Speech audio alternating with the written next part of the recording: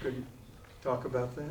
Well, the Acworth Christian Church means a lot to me, simply because it was a big part of my life during my teenage years, and of course, those are important. I came to the Acworth Christian Church because of my very best friend, Donna Jarrett, and I just really fell in love with it. I fell in love with the people. They were warm and friendly and welcoming, and they needed a pianist, and so I got the job shortly after being baptized, right in that baptistry, of playing the piano. So I learned how to play those great old blood songs, Pentecostal power and all that, while I was a pianist for the church. What I didn't know, just to go on with what happened with me, I continued with the church until I graduated from high school and went off to college, but after that came back, and my husband and I were married in this church. I was baptized in the church, and during my first pregnancy, the ladies of the church gave me a shower. It was just one of those old-fashioned things when Acworth in general was sort of a different kind of place. Mm-hmm. What I didn't realize until coming back for the renovation is that this church had such a rich history. We know that after the destruction of the first church, and the first church was built on this property in 1875 and thrived in the Acworth community until 1899 when it burned down. And this particular church was rebuilt and opened in 1901. So we have a long history in Acworth. Does anybody know why it burned down? Well, I didn't know. All I've done is to read an article that actually Ed gave to us, and there was a single woman who lived in a house somewhere. Has anybody else read the article? Huh? Next door. Was it next door where the Caseys are? And her house caught on fire, and the fire jumped from her house over to here. And in the article, typical of the times, the man who reported it ended by saying, "So now we see why women should not live by themselves." Okay. Amen.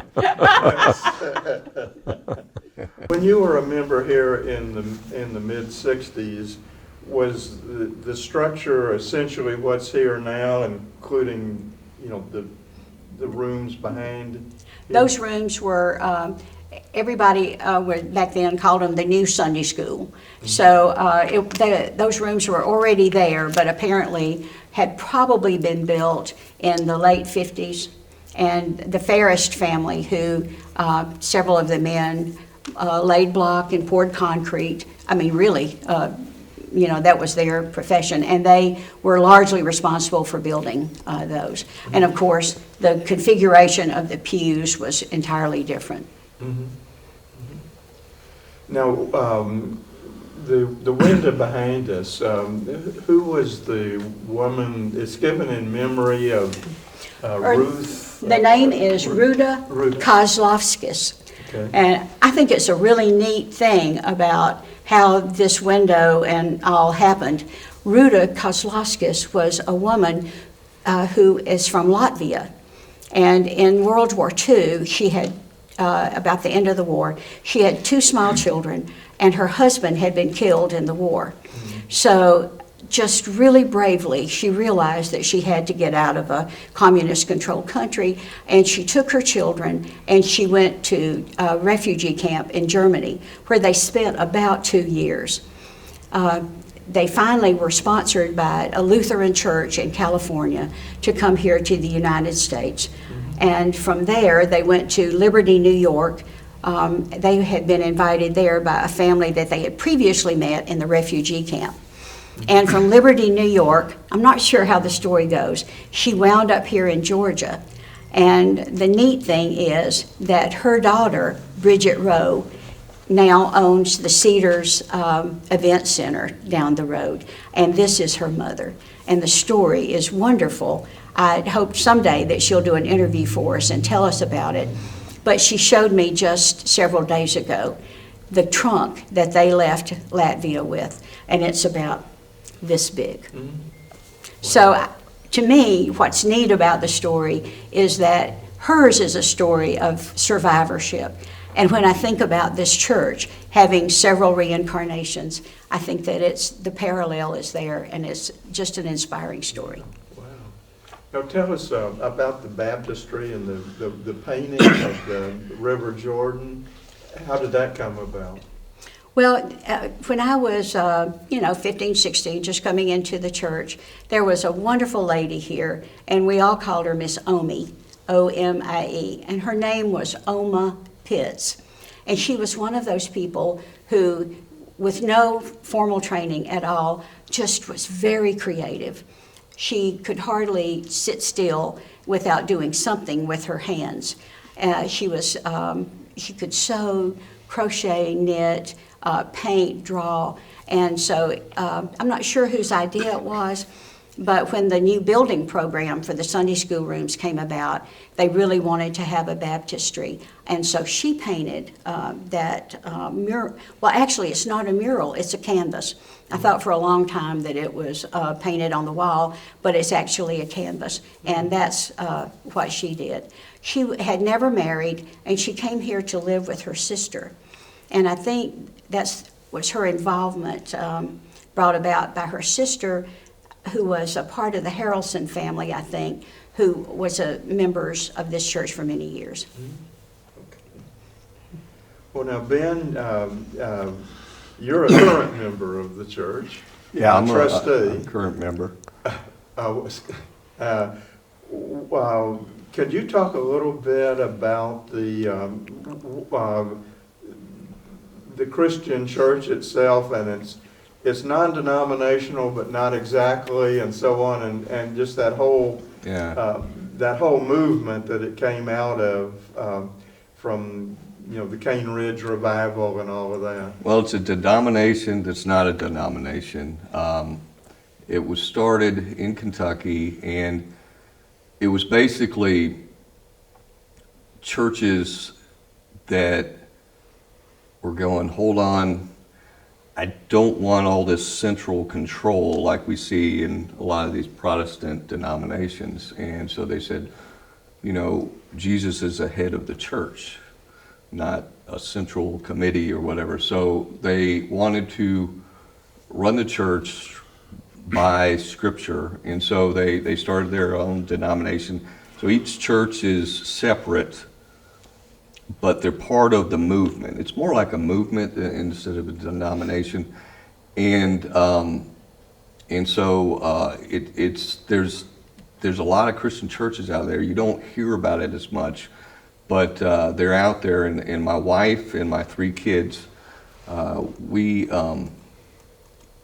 had lived in Acworth for a while, and we drove past the church and everything, and honestly, I didn't think it was functioning. I mean, it was really, really bad shape. We had a neighbor that said he had stopped by, and basically the elder Ed Manning and Rose were here, and they're basically those 2 and like a handful of other people were still at the church, and it was still, the lights would turn on Sunday, and they were still going. And so we said, okay, we were sort of looking, we had sort of found a church, but we said, well, we'll go there, and we prayed and felt God wanted us to be here. And so, but I mean, there was leaks coming out of the roofs, right in the sanctuary, leaks in the back. It was really bad shape, and honestly, we didn't know what to do, and we just started praying. And through, the divine providence of God, Mac and Betsy and Tim, and so people just came and said, we want to rebuild this church. And we said, absolutely. And Mike was brought in, the contractor, and we're just sort of in awe of this whole thing. It's absolutely magnificent. And as we've gone through this whole process, we've learned about this community, and I mean, it's the talk of the community. Everybody's lend a hand, and it's just a beautiful thing inside and out. Getting to know so many great people, and we want to carry on the tradition that Betsy went through as a young woman and bring it forward. So that's our mission, and the church, as Mac would say, is back in business right now. Well, now, do you have a pastor here? We have a elder. We have another member, John Monroe, and he is going to Bible college, and he's done some preaching as well. So we're adding to our leadership so we can move this thing forward, from when we first came, it's just a huge difference. I mean, because literally we were in here in a building that would look like it was going to fall apart, Well, it must have taken an act of faith to join It the church. was- that was apart. Yeah, and we questioned, it's like, because we could go to there's so many churches, we could go to a brand new church where everything's taken care of and everything. But sometimes God puts you into, if you want to follow Him, He puts you into uncomfortable positions. And, Mac, he had to go out and say, hey, we want to fix this church. And Betsy, her heart was in this church. And I brought up the example of the Wizard of Oz. We had, Mac had the courage, and Betsy had the heart, and Tim had the brains. Because when we try to, You said you weren't going to say Betsy has brains too. But when we were making, some questionable decision, Tim would say, whoa, let's not do that. And then Mike and Mac will talk about Mike. Mike came and just the whole thing fit together. And it was really, we look at it as a miracle, because the kind of stuff that's happened right here does not happen in normal circumstances. So. Now, do you make your decisions with a whole congregational meeting, or do you have a board of deacons or a board of trustees? Well, what we do is we have the members and the leadership to get together, and we have meetings. And we had, from the start, it was a collaboration. These guys came into the church and say, we want to help you guys. We don't want to take over the church, but we want to help build it back up. So we've had a whole bunch of meetings, and sometimes Tim would say that's a dumb idea. Sometimes he would say it's a good idea. And so we've got here and really going through the whole thing. And I was talking with Mike earlier. There was not a whole lot of problems. Everybody got together. Everybody had the same mission. I think one time Betsy was here and she had a hickory stick, so getting things done. But other than that, we've all worked together, and it's really worked out great. So. Well, now, this is a church or part of a movement that you have baptism and immersion, obviously. And we have communion every Sunday. And communion every Sunday. Yes. Okay. Yeah, we go by Scripture, and that's, that's our main mission. We don't have a board of directors in New York or whatever telling us what to do. So we go by the New Testament, and it's really scripturally based.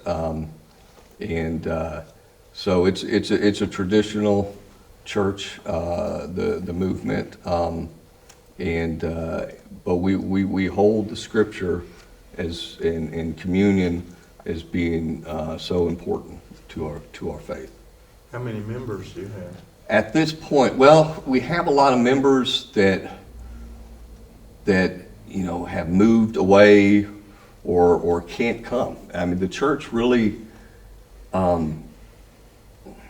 dwindled because of I think maybe the church sort of got older, and they had some pastors leaving, and so we probably have 15 people that come on a regular basis, members. So, but we had a lot of people on Easter, and so we're committed to building it.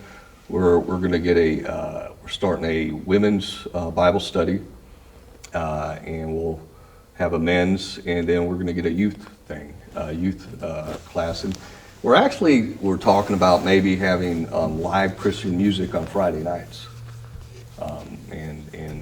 So we'll see, but we want to go forward.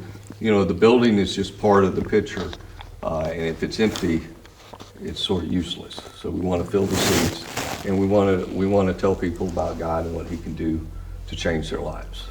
So. Well, Mac, why don't you start talk a little bit about how Save Acworth History Foundation got involved? Well, after these two great speeches, it's hard to talk.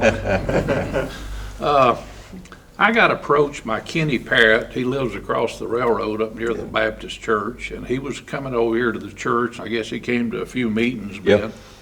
And he approached me at the Acworth bookstore one day about coming up, and of course everybody in town knew what bad shape it was in. And I actually came over here and met with the church like twice, I think down in the basement, Ben, you were there, before I pitched it to the group. And of course, the church, like Ben said, it looked like it was about to fall in. It was in terrible condition.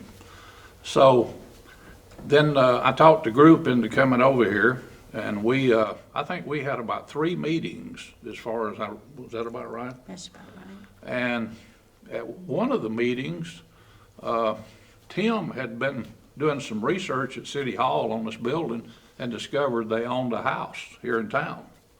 And so that became a pretty big deal.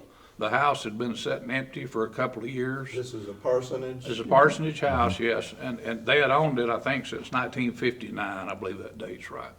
But it had been sitting empty for, I don't know, a couple of years, Ben, or longer. They had a renter, maybe a year, a year. But anyway, and it needed a lot of work on it. So through negotiations with the church, we convinced them that they needed to sell the house to do the work on this church. Mm-hmm. So they finally agreed to that. We brought Melinda Howe in, who's one of the top real estate ladies in town, and she signed a contract with the church, and I think in about 2 weeks she had a contract on it. So, and it took a while to get it closed, and I think Betsy and I shot this video in August and started a fundraiser. Mm-hmm.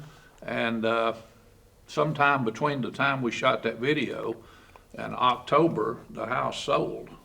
And so that's where Mike and them came in. They started here officially in October. Although we had already, our group had donated $1,500. That's how I met Mike, to do some repair on the roof. Like Betsy said, they had buckets. I mean, not buckets, they were tubs. This thing was literally pouring. And he came out and fixed that for $1,500. I know he didn't make any money on it. He said up front he wasn't going to. So that's what kind of man he is. So $1,500? $1,500. I wouldn't even crawl up on this roof for that. But they came out here. He brought his crane out here, and his crane actually broke down out here. So he probably spent more than that working on the crane. Oh, yeah. And but I knew that if we ever got to a point where we could restore this church, that we wanted him to do the work. And of course, he hadn't disappointed. Well, So I mean, just looking at it, you would think it would be hundreds of thousands of dollars to do a renovation. Yeah. Yeah. But getting back to the sale of the house, we got the house sold, and Betsy and I shot that video and set up a GoFundMe, and almost immediately money started coming in. And I think I said in one of the videos that we didn't want to have to stop on this project, and we didn't. The money kind of came on in. How much money did you raise? Tim would know more about that than me. Yes, from the local citizens, we raised about $40,000 Okay. in addition to the money that was recouped from the sale of the house.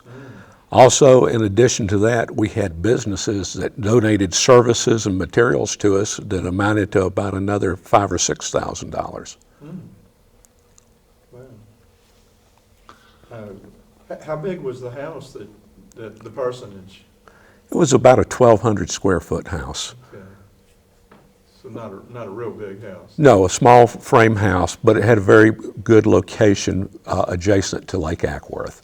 So it made it more valuable. So, and the house was fully paid for, I guess, already. Yes, that's correct. So all that, it was pure profit for, It was For the probably renovation. the best time to have sold that house, wasn't it? Yes, it was a great market for Yeah, selling great it, yes. market. what did it go for? Do you recall, Ben? Yeah, 200. 200? Yeah, Wow. yeah. Okay, so We were you- very surprised, yeah. All right, so you had a nice little bundle of money to deal with. Well, we did, but we knew we wasn't gonna have enough. We'd already talked with Mike about some Yeah. potential pricing of the roof, the stucco. Of course, the windows were, Mike will probably get into that. And we had one guy to come out here and he wanted $26,000 just to kind of take the windows out. And he wanted Mike to do all the work. And, but anyway, these windows were one of the biggest disasters in here. They look awesome now, but they were in terrible Well, if condition. you look at that first video that you Yeah. did, you can see that there's wood. Boarded Had up, plywood yeah. over them, Yeah. about half of them had tape over where they were broken. They Some were cardboard. Cardboard, Yeah. and it was really just a disaster. And I want to say up front, all the credit goes to this man right here. I mean, I get a little choked up talking about it, but it does. Well, talk about it. Well, what Okay, I just got okay, through. so at any rate, you met with the church agreed to work with Save Acworth History Mm-hmm. Foundation and the city, and then you created a board, five-member We created a board? 5-person finance board. We opened up a bank account with Regions Bank, and we didn't want it just to save Acworth history to have the say-so. We had 2 members of our group, Betsy and me. I don't know if Ben was on it. We had He 2 was, members of yeah. the church board. All of them were could have wrote checks. And then Tim came in as kind of still being the liaison with the city. And they basically turned it over to us to get the job done. They gave us the leeway to go ahead, and we basically worked with Mike on it. Because, Ed works and Ben works all the time, so we had to be here to make a lot of decisions on the fly. And that's kind of what happened. Okay, now, Save Acworth History Foundation did the exterior, and the church was responsible for the interior. Was that the way it worked? Well, that was the original goal, but Ed and Rose got the COVID, and we ended up moving in here and kind of working with Mike on a lot of this too, even though they were aware of what was going on, but, and then, our original goal was the exterior. But it became bigger than that. Came a little bigger, yeah. Okay, great. And, I'd like to say something about Mike too. I mean, it's all good, but if you've worked with contractors before, it seemed like to me that everything we wanted to do, well, no, you can't do it because of that. And that wasn't Mike. He tried to give us, he listened to us and tried to give us everything that we wanted. So I think that's a remarkable thing too. I don't know how many times during this project that he said the words, well, that wasn't on the paperwork, but I can't leave it like that. Yeah. I mean, that's part of what I got to say about him. Well, Mike, why don't you tell us how bad the church was when you got involved? Well, we're A1 Construction. We're out of Dallas, Georgia. And when we first began, I met Mac, and he told me the situation. And a good friend of mine, Rob McKinnon, asked me, is there a chance I could go over and look at a leak on a church? And introduced me to Mac, and then I got to talking to him about the leaks. We walked past, I think it was 5 tubs in here with water in them. And he asked me what I thought about the roof, And I said, well, I'm sure we could temporarily fix it, but it's so high in the air, we'll have to have a lift to get us up that high. So we brought a crane out, and we were able to take off a lot of the rusty panels that had been on it for that many years, and we just patched it in, and it never did leak until we took it off and was able to put the new roof on. But we patched it good enough that it stayed dry in here. And then the board met, and they came back and asked me what I thought our budget would be to work on the church. But a lot of it changed as we went along, because anytime you have remodeling, you usually have what we call a money pit, because you run into floors that had to be jacked up. We ended up fixing the floors on both sides of the church and tearing it out, because through the years the water has gotten in through the stucco work, and there was many cracks in the stucco. So we did a lot of temporary repair to get it to hold until we could actually do our job. And to give you an idea, the roof on the outside has a bell on it, and most people don't even know that just looking up there. And we talked for a long time about a steel panel that would bend, and I made several calls to steel suppliers and different ones, and we came up with a panel that would bend with the roof. And so as we took panels off, we put panels on, was able to get the new roof on. And the slowest part was the bell tower. We wanted a panel that would go with what was there before. So we actually bought coil stock in rolls of this metal, and we slid it down ourselves in our shop and put it in our brake and bent all the pieces. And if you notice, it's running directional instead of parallel with the roof. That's the way the old one was. But it turned out nice, and we were able to waterproof everything and put that together. And we had a nice gentleman that helped us on the pinion on top. What was his name? The gentleman that did the top. James Atwell. Oh, James Atwell, on the James- spire, What's the name of yeah. his company? Yeah, on the spiral. Stage. Stage left fabrication. Stage yeah. left came out and talked with us, and they donated their time and effort to rebuild that and made that for us. And then, of course, we took the crane and put it back up on top. It's a lot different when you're on top than it is down on the ground with the amount of work that had to be done. It actually took longer to do the bell tower than it to put the whole roof on the church. And you set the spire in place yourself. Yes. I remember that. And And he reworked the original spire, and he rebuilt Oh, it. yeah. Yeah, so that's still the original rebuilt. And I'm not sure how old that was, but it was very, very old Yeah. and very, very bad shape. And he was nice enough to make that and didn't charge the church. So we were able to help put it up there. Does the bell tower go back to 1901, or was that a later addition? I think it's original. We don't have any reason to think that it wasn't the original design. We crawled all up inside the bell tower to look at everything, to see the condition of it. And everything looks original. And a lot of people don't know it, but this church was actually brick church Yeah.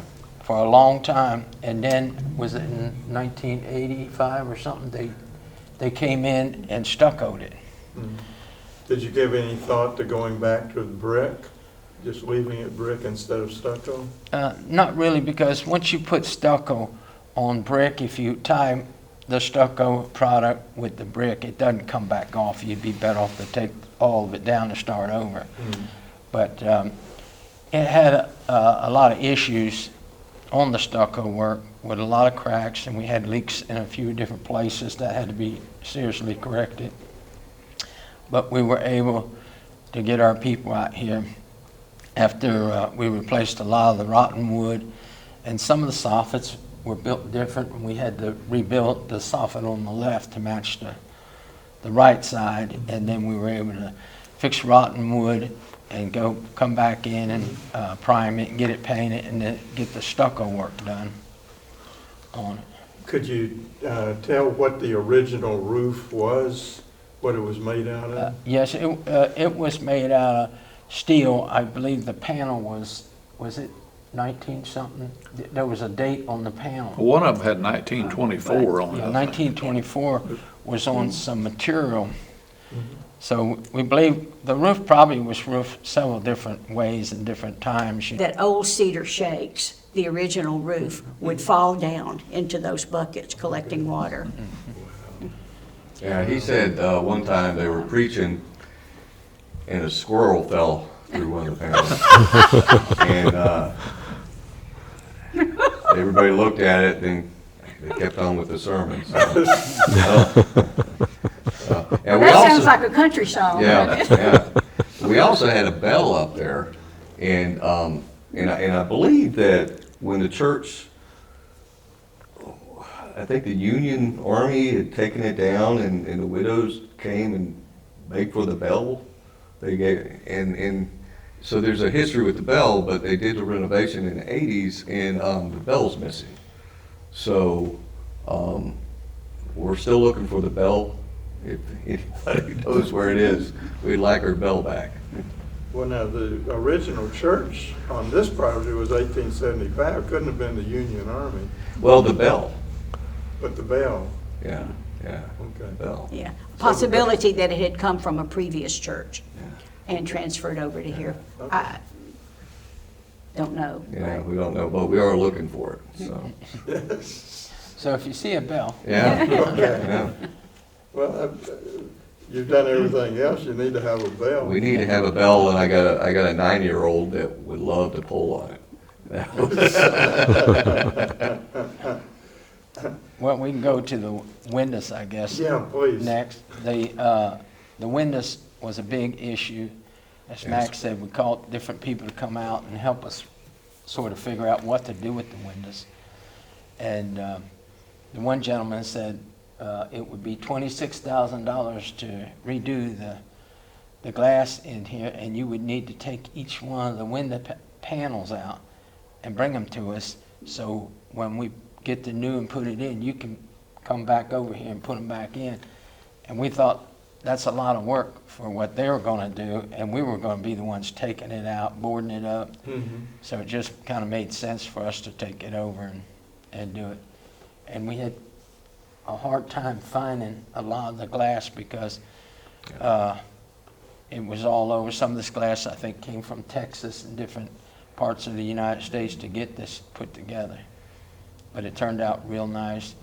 And we had different pieces that needed to be repaired. There was much cleaning and getting ready for everything. And of course, all the windows have been reglazed and put back in. And it turned out very nice. We had one window in here in the foyer that was not, it was there, but it wasn't there. They had built a wall over it. You didn't know there was a wall over top the window. And they had taken all the trim off, and this trim is very, very old. And we looked, and I had spent several weeks trying to find the trim for the casing. And Wood Depot, they've been around a long time, and they said they used to have the mold head to make that. And they looked and looked and couldn't find it, so finally we made the trim ourselves and put it in. And we took the studs, the stripping, and the paneling off the walls and re-sheetrocked it and fixed it in there. So it looks very nice now. So the windows look like the originals now, with the plants, the Right. flowers up above, and Well, this design, when Bridget Rowe, Ruta's daughter, came to us with this idea, this window was commissioned. It was sort of, it was beautiful, but it had been plain like the others. So this is, an original design. okay. And we had plywood over this right here when we came. Yeah. It's all Yeah. kinds of plywood that had just deteriorated through the years. Yeah. And we were able to get this part put together as far as the glass and everything. And then when we got the frame out here for the whole window was taken out and put back in. And we were able to trim it down and fit it in there, and then we put the glass and stuff in. Now, what about the foundations for the church? The foundation, it had, most of it was pretty well intact. It's a double brick wall foundation. And they had good footers under it, or it would have been in a lot worse shape. Yeah. And like I said, the water was coming through the walls and stuff and had deteriorated a lot of the paneling around here, so we had to redo the walls on the sides, and there was potbelly stove, an outside vent cover, chimney. because they'd taken them out. But they had one here and one over there, and we removed them completely and patched the stucco and fixed the panel so you wouldn't know any of that was in here. But the potbelly stove, there was a hole up there and a hole in the back here. Probably kept them warm in them days, you know. But that's probably the main part right there. And then we had, like, the doors hadn't been opened, I think they said 30 years or something on these back doors. And we were able to get them open and make the changes and new locks and stuff on them. Now they look like both of them on each side look the same on it.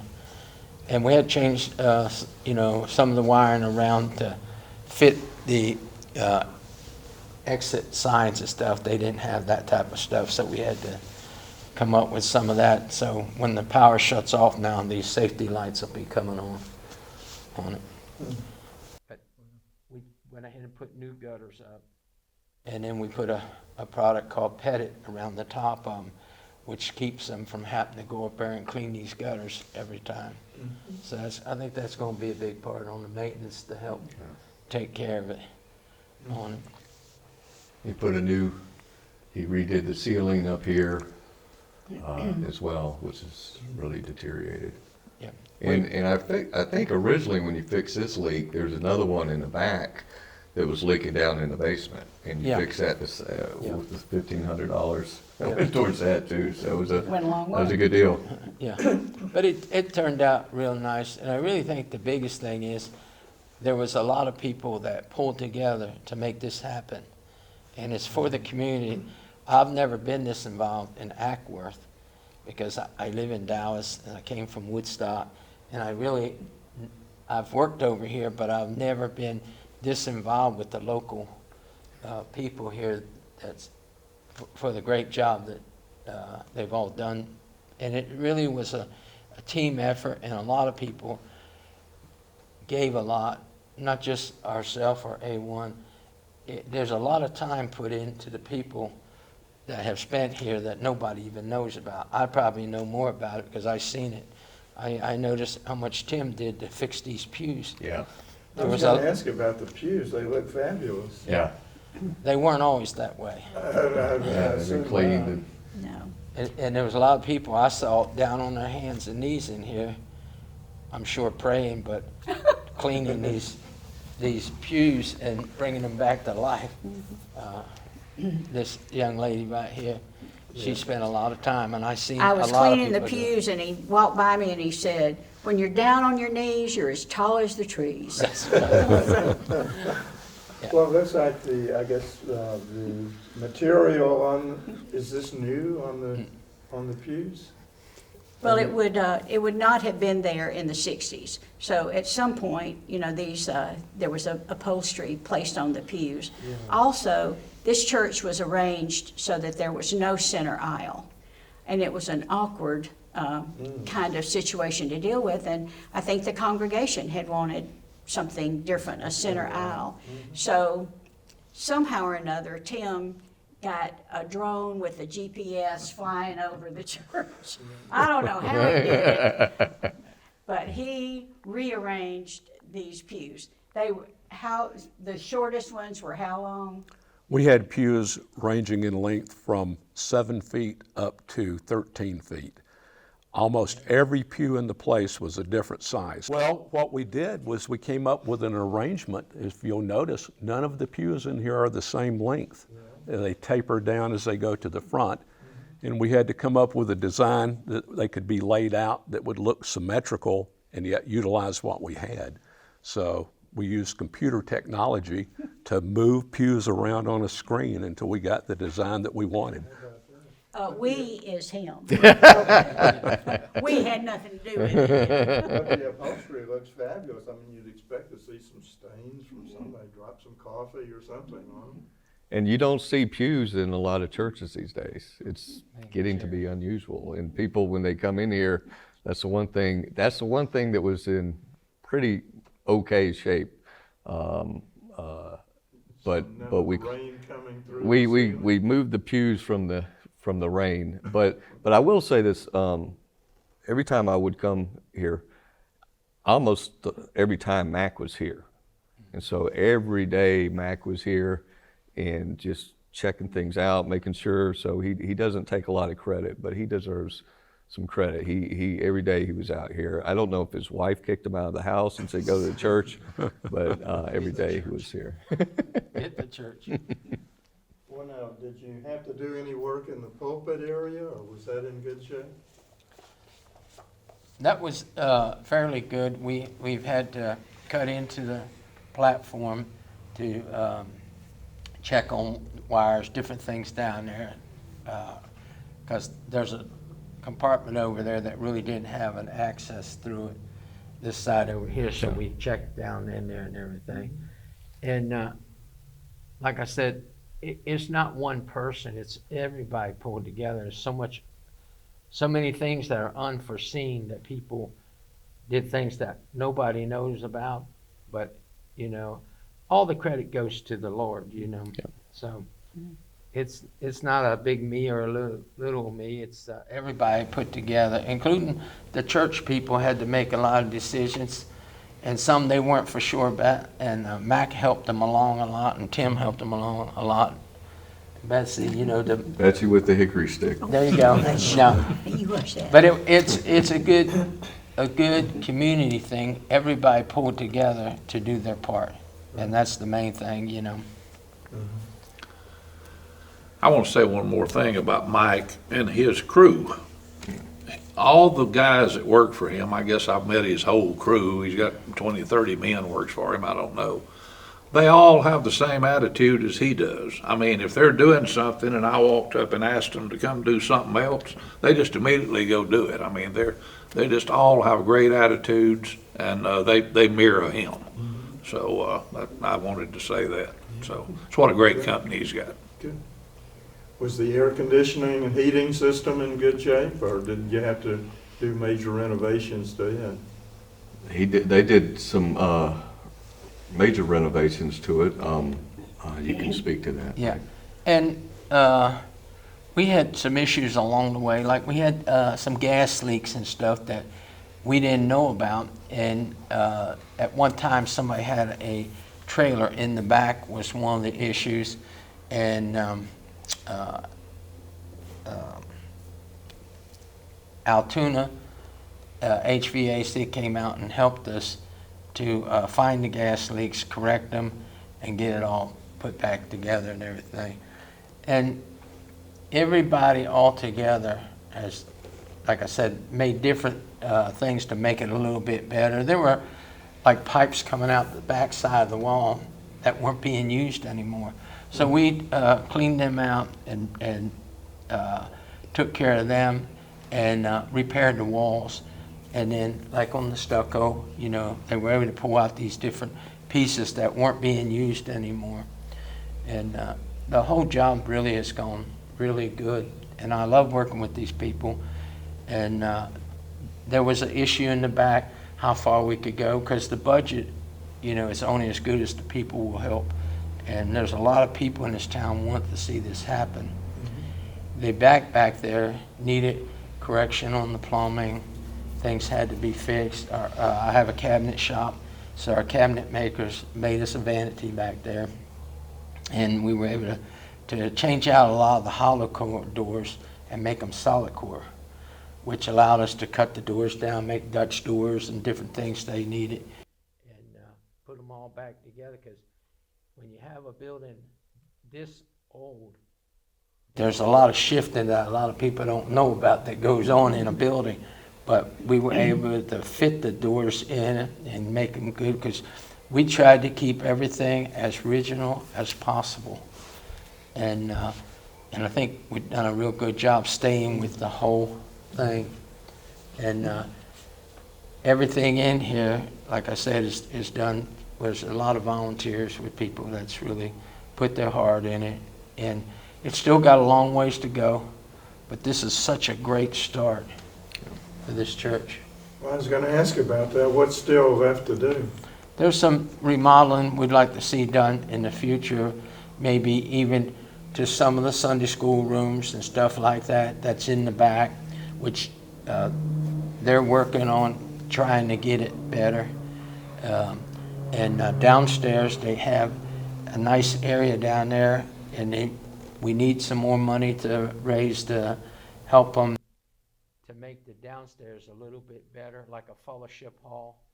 That could make it easier if they had a funeral. People could have, they have a small kitchen down there. They could have some meals brought in and cook a little bit down there and be able to have that completely finished down there. And that's going to be in the future, you know, because they need this stuff. And the weddings, different places that need to be just brought up a little bit and make it better for everybody. But what they've done so far is really a great thing. Now, I understand Cobb Landmarks and Historical Society have been somehow involved as well. Before we ever started this project, we had a meeting at City Hall. Tim, the mayor, city manager, I don't know who all was there. There was a whole room full of people, and Trevor Beeman was there. And we've been in touch with them some on it there, and we hope to. We're going up pretty soon to apply for a local historic landmark status of this building. And there's been some talk about doing this whole street, like making it like a school street district with a school and the, is that Amos Durr, Tim, Field? Amos Durr Field, yes. And maybe put the whole street in a historical district. So, yeah, they have been involved. We've been in touch with them, and they, I think they put this church on like a protected, I don't know what the word is. It was protected landmark. It needed some attention, I guess. So you're talking about a national register? Not a national register, local local historic district. They've applied to be a local historic landmark, which has more protection than being on the National Register. It prohibits changes to the outside structure of the church without the Historic Review Board approving those things first. Okay, great. Well, I would think that this church should get an award from Cobb Landmarks for the renovation that's taken place here. I did want to say one more thing. We were able to bring machines out here and put dirt all around the church. It had settled so many years, the dirt around the church, that I believe it's the mayor and a couple had donated dump truck loads of dirt to bring this dirt up to the church. Now when it rains, it doesn't run to the church, it runs away from the church. And I know we had planted grass seed, put some straw, and there was another gentleman that came afterwards that helped even more. Yeah, it was Darrell Adams, and he sent a crew of his men out here, and I not only sent the crew, he brought a whole trailer load of plants, mulch, straw, and they actually dug that swell behind the wall that Mike and them actually rebuilt. That's another thing we didn't mention. That wall looked like, I don't even know how to describe it. Now it looks great, but his men cut a swell out there by hand and planted the grass and just did an amazing job. So that's just another thing we got donated. And the fence looks great. We got a fence around it, and everything as far as handrails, we went ahead and welded up handrails so that they would be for handicap and everything. So the handrails really makes a difference. I'm sure when people need them to walk up the ramp. The front sign for the church, it was falling over. My kids were climbing on it. I said, no. That's another thing Mike and them did. They brought a bobcat or something in here and dug all that out and straightened it up. And we poured a footer under it, so it won't go down no more. And it turned in real nice. Yeah, it looks great. Well, hopefully before long, you're gonna need more parking also. Right. Yeah, we got a nice parking lot and, but yeah, we wanna bring people into the church, absolutely.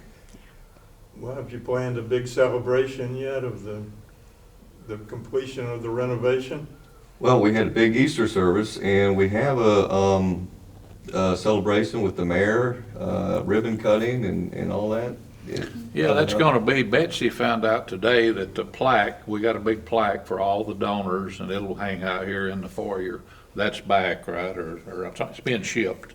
It's been shipped. We should And, have it by Friday. And as soon as we get that in hand, we're gonna give everybody 10 or 14 days notice. So we will have the grand opening this month.